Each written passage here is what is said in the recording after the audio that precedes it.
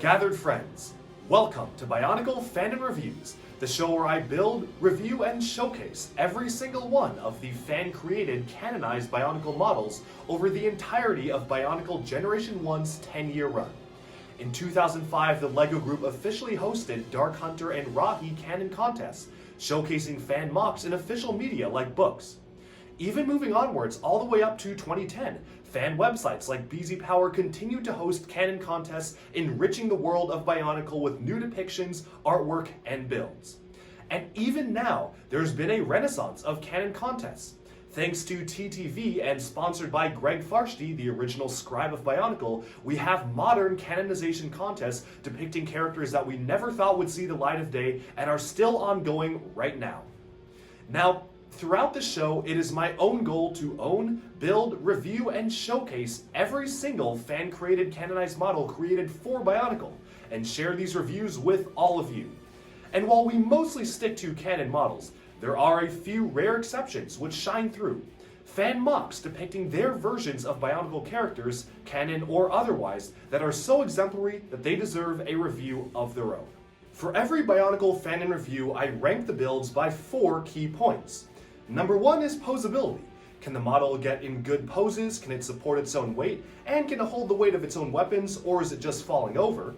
Number 2 is building techniques. Is the model just regurgitating stuff from existing LEGO sets, or is it trying something new and doing that well as using unique parts usages? Number 3 is overall aesthetics. How good does the model look completely agnostic of storyline relevance, and is it generally aesthetically appealing? And finally, number 4 is believability in universe, which means that does the storyline given to the model by the Bionicle story team make sense given how the model is built, and does the model scale well next to some representative samples from the Bionicle universe? And with that, let's consider these 4 points and more as we jump into a brief story and lore explanation of today's featured build, where I'll be taking a look at a completely non-canon character named Kanohi. Yes, like the Kanohi masks, he figured it'd be a good name to name a great being, which I guess kind of makes sense. Maybe they named the masks after the person that created them, and then we'll get right into reviewing the model. Alright, so this is WombatCombatPictures' Great Being, simply named Kanohi, and aptly named that because his in-lore backstory is that this has been the creator of many of the different Bionicle Kanohi masks, hence this special ring of classic Kanohi around him and his name. Now, of course, as usual, we're going to start off with posability, but I do actually want to showcase one of the best things about this model first, and that is a play feature. Yes, this is a custom MOC, but it does have a pretty simple but very cool play feature. So let's just show that off right now. The way this works is you already may start to notice things are kind of spinning around or wobbling a little bit, but if I just turn this around, you'll notice there is a gear on the back here made out of one of the original older toothed saw pieces. When I spin this, you can see we can actually get some spinning Kanohi action, which is so cool to see this sort of play feature in an actual MOC, and it actually works really, really well. It is very, very simple, and unfortunately a side effect means that the waist here really just is free moving. It very easily can kind of get out of place by spinning, but honestly to me that's kind of a worthy compromise to have such a cool play feature. Now one thing I do want to note is that for the original MOC it recommended using different random colors of Kanohi. I just decided to use the standard colors for a few reasons. One, because, well, frankly, they're just cheaper to get duplicates of, and two, I just thought it'd be cool to have the original Toamata Kanohi circling around this guy because, of course, those are some of the most iconic pieces of Bionicle iconography and imagery. So that's why the Kanohi here are in the standard colors. But to take a closer look at kind of how this function works, I'm just going to turn this guy around. It's very, very simple. It's just this larger gear in the back spinning the smaller gear. There's a very clever mechanism just tucked away inside there to rotate this piece while still keeping the legs stable. It actually is a pretty complex feat of engineering. I'm very impressed with how they were able to fit it in, and as you can see, you can really get this up to some pretty high speeds, make it look like a swirling vortex of Kanohi going around him, so that is really awesome to see. Now, unfortunately, again, this does kind of hamper posability just a little bit. He, of course, as you can see, is very prone to toppling over, specifically because there isn't a lot of friction, particularly around the feet joints here, such that if you kind of tilt him the wrong way, he'll just very easily topple over, and when he topples over, it is pretty catastrophic because, as you can see, the flame pieces here are very, very fragile. They're really just held on by a couple of clips here and there, with the classic Lego flame elements just barely stuck onto each other using a technique that actually is supposed to be. I mean, they're made to have that technique, but it does make it very, very hard to kind of pose, and especially very hard if you topple them over. All of these will just go flying because the Kanohi themselves are actually only held on by a single stud. And this is somewhat intentional because they specifically are designed such that you can remove them so you can pose this model like a normal character without this kind of halo of Kanohi going around him. Of course, by removing them, you kind of remove all the problems, but I do think that this definitely adds something very unique. I specifically wanted to review this one first for the Bionicle Fanon MOC reviews because, honestly, this is the one that caught my eye as being really interesting, really cool, and having such a cool play feature. So with the play feature out of the way, let's kind of talk a little bit about posability here. It's kind of hard to see because he has a fully articulatable skirt element here, but I'm just going to lift up the skirt pieces right here so you can just take a closer look at the legs. Despite the legs being fully covered up, they are built very well, and there are a lot of very compact building techniques being used here that really impress me. Unfortunately, you don't even see most of them most of the time because the skirt piece just covers it, but as you can see here, it has a full Technic kind of build around the legs here. The blue pieces right here are actually fairly rare and hard to come by. So these, unfortunately, you kind of have to scout them out. They're hard pieces to get and you don't really even see them, but they do definitely add to the look and feel. You do have a pretty standard amount of articulation. As you can see, one of the Kanohi just fell off right there because, again, they are only held on by single studs. So if we get the focus in right there, kind of turn the brightness up here, you'll notice that this is just a single stud right here holding these pieces on, so really, really easy to accidentally detach them. This is absolutely more of a display model than a play model. Despite it having a play feature, it's more of like a display action feature rather than an actual play feature just because of how fragile it is. But honestly, I feel like it was kind of worth it just because the feature is that cool. So, of course, the legs have a fairly standard amount of articulation. Thankfully, you can bend the knee at a full 90-degree angle, and the foot as well can be pretty much moved around all the way, which actually is a little bit of a con because this joint in particular is very, very prone to just wobbling off or falling, but otherwise it's very good articulation. Even when the skirt is fully closed up like so, you can still get some good feet poses out of this, kind of move the knees in somewhat, and of course the skirt is made to bend outwards to accommodate the movement of the legs, so you can always move it around when needed. Moving on upwards to the arms here, he is wielding this staff that does typically take up the use of both his arms, although thankfully he doesn't actually need to hold it with both his arms. Let's kind of get this back in a standing position here, just to make sure he doesn't topple over again. We've lost another mask on this side, so it is very, very fragile. You really don't want to be playing around too much with this character or touching it too much, but let's just try to set this up such that it's not going to fall over or tilt the wrong way, and you can see that thankfully the staff is fairly light, so you can actually get it in a pose where you can hold it with just one hand. You don't necessarily need both of the arms to be holding the staff, although unfortunately it's a little bit unwieldy to have a weapon this large, specifically because of the way the masks are mounted. He kind of has to have it raised totally above his head like this or something like that, otherwise it's just going to clash with the Kanohi themselves. Of course, though, this is not a problem whatsoever when you actually remove the masks around him, so thankfully that's not necessarily too big of a con.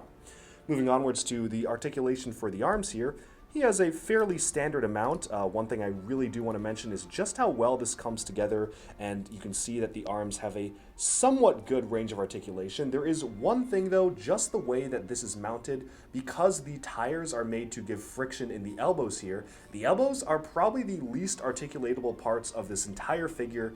You can't really bend them too much. I mean, this is pretty much the range of articulation you get for the elbow. He can't stretch out his arm all the way straight just because of the way stuff is mounted, and also the way that some of the pieces are connected are just with rubber bands, which thankfully are colored in blue, so it's not that big of a deal, but it is just kind of a strange way to connect pieces. But of course the hand is able to be moved around just fine. The hand is all totally good, and it's very, very simple to actually grasp the staff here. It's just using the stud connector right there, so you can kind of just pop that on. It is a little bit of a looser connection, but hey, if that bothers you, just switch it out to an actual Technic pin. It'll work the same exact way. It's just made so you can have him hold the staff like so with both hands and still be able to detach it totally just fine, especially when it's not in use. And finally, moving upwards to the head itself. It's just a standard Mata head on a ball joint, so it's very, very simple. It is elevated a little bit high, but it does give him a very alien appearance. We'll get to the aesthetics of the head later because this is really interesting how this is made, but all in all, this is just kind of a very standard articulation for the head.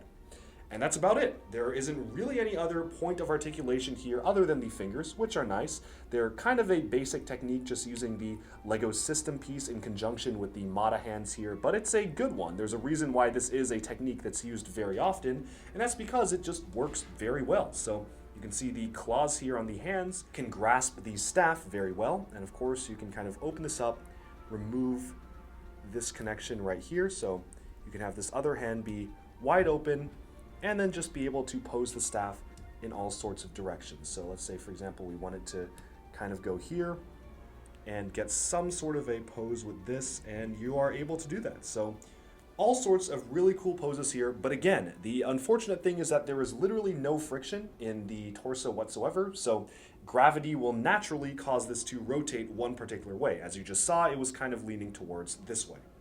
But then we can move on from articulation all the way to the next point, which is building techniques. So this is a fun one because it's always really interesting building someone else's MOC and seeing the fantastic building techniques that are factored in. This time, since we're already up here, I'm going to start from the top down and work our way down on the figure. First of all, we have the absolutely fantastic building technique of combining a Krana with the Vahi to have some sort of a unique facial element. Now, when I first saw images of this, I was kind of blown away.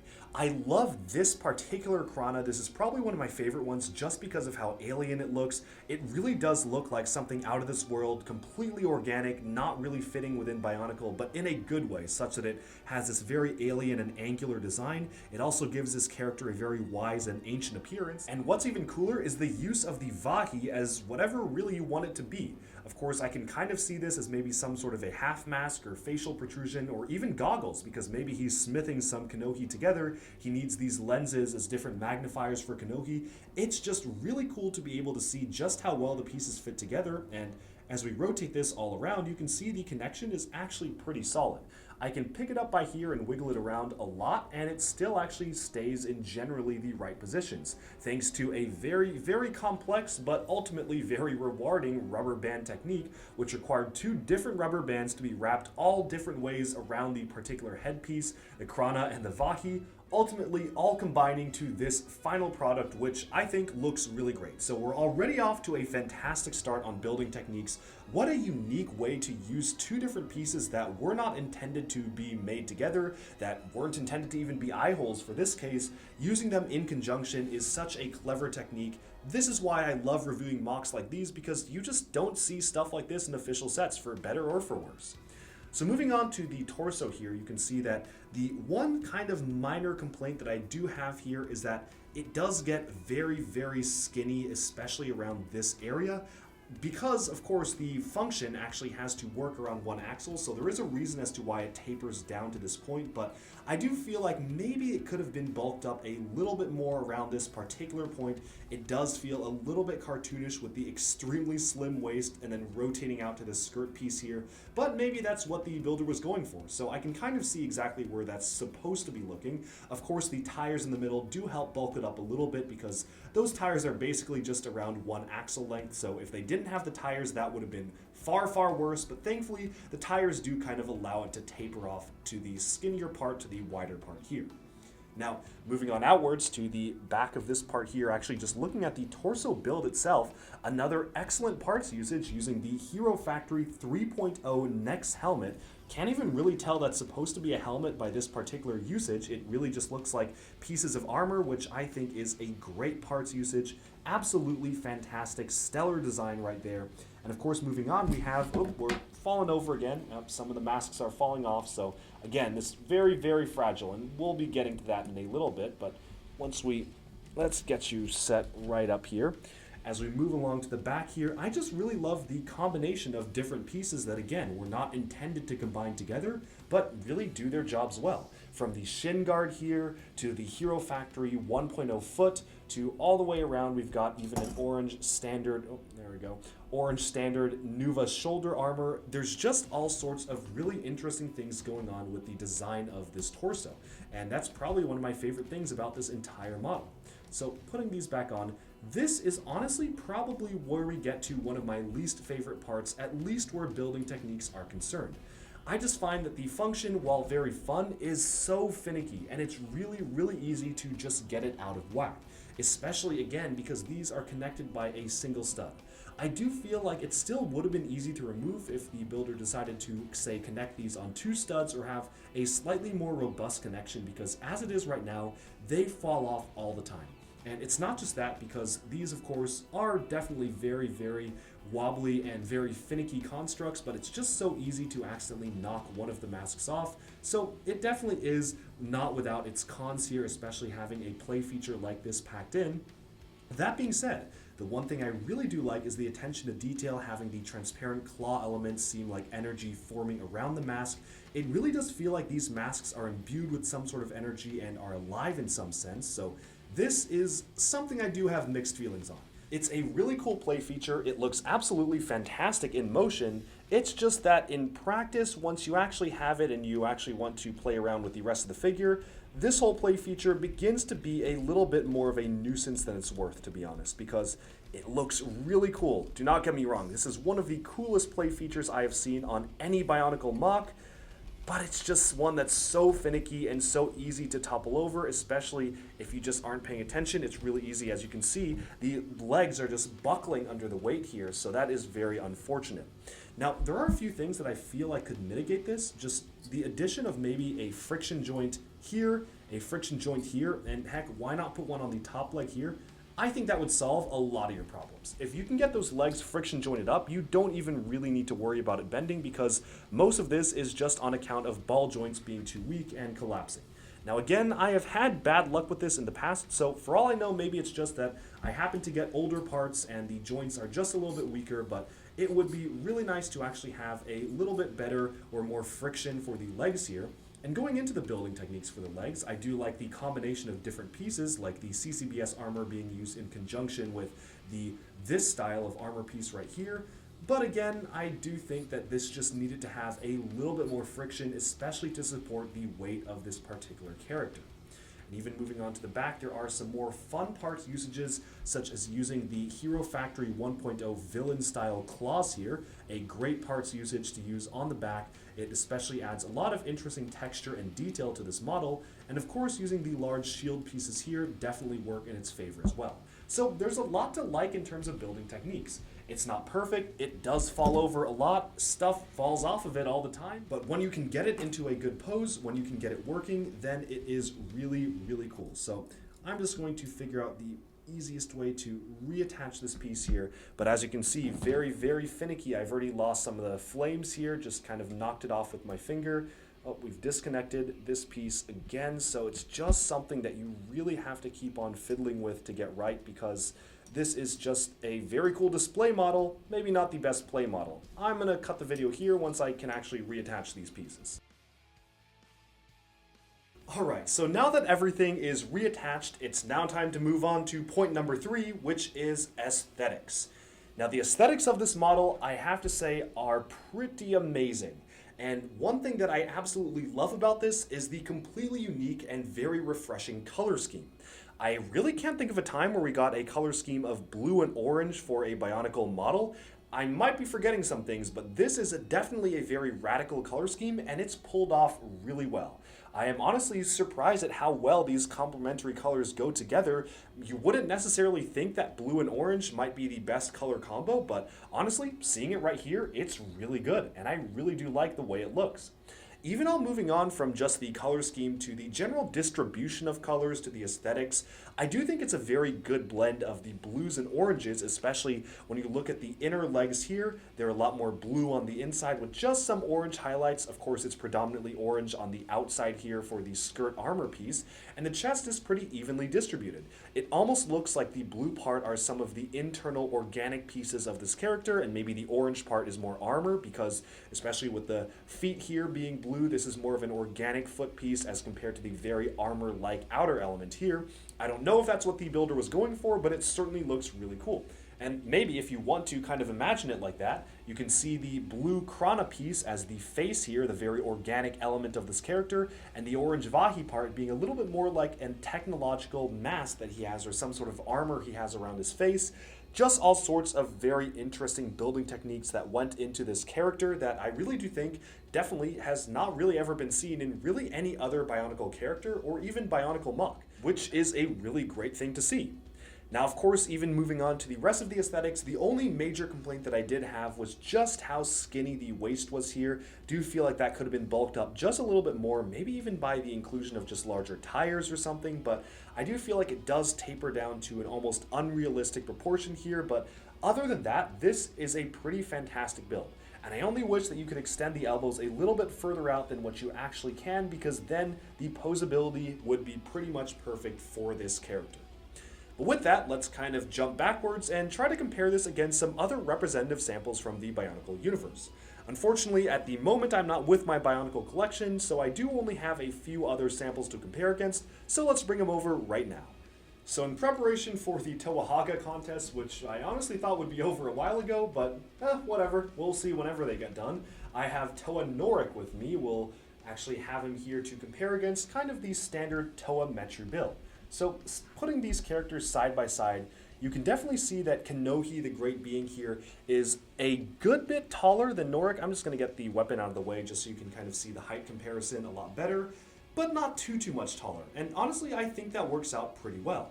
He definitely is a larger character than most of the Inika build or Metru build size Toa, but not by too much, which definitely makes it scale very well against many of the other inhabitants of the Bionicle universe. Even when comparing the way that they look, you can definitely see some design similarities. It does feel like a Bionicle character, just a lot more organic and evolved than some of the other Toa, which are a lot more biomechanical. That's something I really do like here because it does set this apart as a Great Being. They are supposed to feel somewhat otherworldly compared to the other Bionicle characters, so I do really think the builder did a great job of including some organic looking elements, from the CCBS to the Hero Factory helmets to the Krana head to even the way that the arms are built here with the rubber bands really do feel like muscles and sinew here, which do make it stand apart despite having some shared design similarities with the pistons on the armor here, the Nuva shoulder armor of course being another shared thing, but again, this feels a lot more organic and otherworldly than many of the other Bionicle characters, which normally may be a con, but in this case, works definitely to its favor. And so, let's now set this aside and talk about how I would sum up all of the points, starting off with kind of what we just talked about, which is believability in universe. So number one, do I believe that this character could be a Great Being, or could at least fit in the Bionicle world? So honestly, I never really gave too much thought to what the Great Beings could look like. I always kind of preferred them to be some sort of formless entities that we never really would find out what they would look like, but if I had to pick a depiction for a Great Being, this one is pretty darn good. I don't necessarily know if it's a Great Being in my own headcanon, but if you kind of want to apply the rules that this MOC is presenting as a Great Being, it definitely fits the bill. I love the otherworldly and alien appearance of it, but not too alien such that it's unrecognizable. This definitely does feel like it could fit well in the Bionicle world, just a lot more organic, even using specific pieces to imply muscles and sinew, like the ends of the Hero Factory feet here, the Krana, the CCBS armor, all different pieces that all come together with this particular character, and really do feel like it's something special, but still in the Bionicle universe. So with that, I will probably give believability in universe a 9 out of 10. It's pretty good. Maybe it doesn't fit the bill of what I personally imagine great beings to be, but that's what makes the great beings so interesting. You don't really know what they look like. Sure, there are a few details online about how they're evolution of Glatorian and technically the same species or a similar subspecies, but throwing all that aside, I love the mystery and intrigue behind the great beings as characters, and I think this definitely fits the bill. Moving on though, we can start to talk about the next point, which let's just start off with posability. So posability is an interesting one. You can theoretically get this in pretty much every possible pose that you may want it to be, but with some difficulty. My major complaint, of course, is just how easy it is to topple this guy over. It's really not all too great in that regard because of the way the function works. Toppling it over actually does deal a good amount of damage to the function. You really have to sit down and slowly rebuild each of the flames, repair each of the masks. It's just not a fun process if you drop this, which I unfortunately had to experience a few times, even just while building it or while displaying it. He would just topple over and all the pieces would just go scattering. So that is a bit of a con to me. But the function is so cool and kind of makes up for it. I'm going to include the function in posability here because I guess technically it counts as a pose to have sort of a function like this. So having this function here is one of the coolest things about it. And honestly, I'm willing to overlook some stability issues or some issues that may cause it to topple over just because of how darn cool this function is. Now, that being said, not everything else is perfect though. I mentioned in the review that the elbows, while cool looking, are definitely restricted in their articulation. Kind of unfortunate how you can't articulate these too much. And of course, the way that the legs work, hidden behind a skirt, means that it's really hard to say fix the posing of this. Should it topple over or should it be toppling over? You kind of have to open up the whole skirt element here and adjust the legs. And of course, you are definitely prone to knocking some stuff off when you do that. And so I'm going to give posability a 6 out of 10 here. It's not perfect, it does topple over a lot, but it does do a lot of really cool things, and having this play feature is so awesome. So that's why I'm definitely giving this model an above average score for posability. Now, in case you're wondering, I am kind of mentally reviewing the MOCs on a different scale than I review normal canonized models, mostly because a lot of those have been made by kids, and they were not made by experts, they were not made by parts that were available today, whereas these MOCs are a lot more modern, so I kind of hold them up to a slightly higher standard. Now that being said, this is still a fantastic model to pose, and you can really get it into interestingly looking poses. So now moving on to building techniques, and that's where this really will get a high score because there are so many building techniques here. I am in love with the piece usages. I just think it was a really smart choice to pick specific pieces to look a lot more organic than others, from the Krana choice to the excellent combination with the Vahi to the Hero Factory version 1 feet. That's such a cool look, especially looks like muscle and sinew here. Even the rubber bands, which are kind of a strange technique, do work in its favor because they do look like bands of muscle rippling through this character, and all in all, this is a really interesting build, something that you really wouldn't see in any other Bionicle model, which is why I definitely would recommend it. Now moving on, of course, to the bottom, even the lower half of the legs. While the legs are a little bit more simple than usual, they still are built up very well, using different pieces combined with each other, and who could forget to mention the excellent play feature. But of course, building techniques, again, are not perfect. These are very flimsy. Now, this is not me saying I know of a better way to do this. I have no idea how I would make this better. I just know that this is a little flimsy, and especially sticking on the masks by one stud is kind of unfortunate because they're just so easy to fall off or knock off. Even if I just kind of pick this up and my hand pushes upwards on the masks, it's really easy to just dislodge the connection point here. Or if I pick it up from the top and my hand brushes it or the staff brushes it, really easy to knock them down. So definitely something you want to be super careful with, and really, despite having a play feature, again, this acts like more of a display model. You kind of have to leave it on your shelf and never touch it again, otherwise you're just going to have a hard time trying to even play around with it, just because of how fragile this thing is. And so building techniques are going to get an 8 out of 10 here. It uses fantastic pieces, really great nice parts usages, really great blending of different pieces together. It's just so fragile. I'm almost afraid to touch it or put my hands on it, which definitely is not something you want when building and playing with an action figure toy. But of course, being built in Lego bricks and whatnot definitely detract a little bit because of the nature of the toy. It's made to come apart, so I definitely concede that, but I do wish it was just a little bit more stable. And now finally we can move on to aesthetics. Aesthetics, I'm just going to go ahead and say it right now, this is getting a 10 out of 10. I don't necessarily think I can think of really any complaint other than the skinny waist, but maybe that's part of the character. Maybe a 9.5 out of 10 then. It's just a really high score because it's such a unique color scheme that's pulled off really well, a very vibrant color scheme, such a unique concept to have the mask swirling around the character. I would never have thought of this up myself, so that's such a cool thing to have. And honestly, from the front to the back, everything about the aesthetics of this model is stellar. So kudos to Wombat Combat Pictures for making a truly fantastic MOC. Really love the way this works. Function is great, aesthetics are great, and this is a great start to Bionicle Fanon MOC reviews. And so that about sums up this review of the Great Being Kanohi. Let me know down in the comments below, what do you think of this model? If you're interested in building it yourself, you can check out Wombat Combat Pictures' Patreon, which I've linked below. He has posted instructions for this, as well as all his other MOCs on Patreon. You only need to pay $1 to sign up for that, so definitely go check that out. Give him some support if you want to get the instructions for this, because this is a fantastic build. Would definitely recommend it for anyone looking for a unique Bionicle experience. And so, with that, we have summed up this model.